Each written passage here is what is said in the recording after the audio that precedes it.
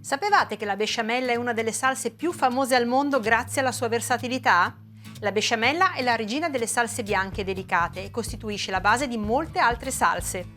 Si prepara mescolando farina e burro per ottenere il cosiddetto roux, elemento che consente alla salsa di addensarsi.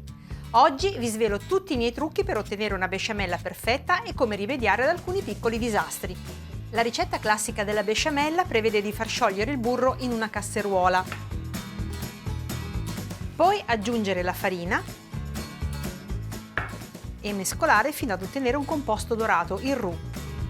È il momento di aggiungere il latte, se volete accorciare i tempi di cottura aggiungetelo già caldo e mischiate con una frusta per sciogliere gli eventuali grumi.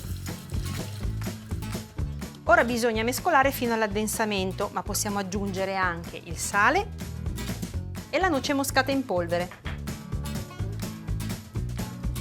Io qui ho preparato la ricetta standard della besciamella, ovvero con 1 litro di latte si aggiungono 100 g di farina e 100 g di burro.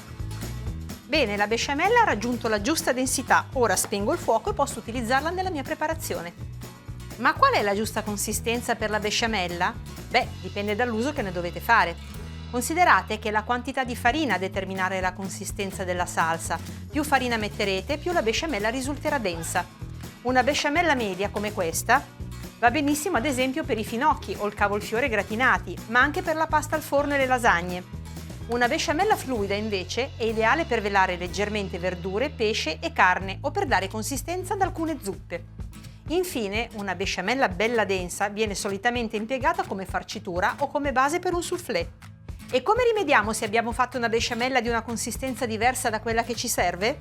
Per una besciamella troppo liquida dovrete aggiungere un po' del cosiddetto beurre manier, ovvero 2 parti di burro ammorbidito e una parte di farina impastati con una forchetta o più semplicemente della farina sciolta in poco latte freddo. Se invece avete ottenuto una besciamella troppo densa, basterà semplicemente aggiungere più latte. E infine una delle domande che mi fate più spesso: come fare se la besciamella mi viene grumosa? Non disperate, in questo caso sarà sufficiente frullarla con un frullatore di immersione o passarla attraverso un setaccio dalle maglie fini premendola con una marisa e diventerà liscissima in pochi secondi. Adesso che avete imparato tutti i trucchi, non vi resta che prepararla per arricchire tutte le vostre ricette.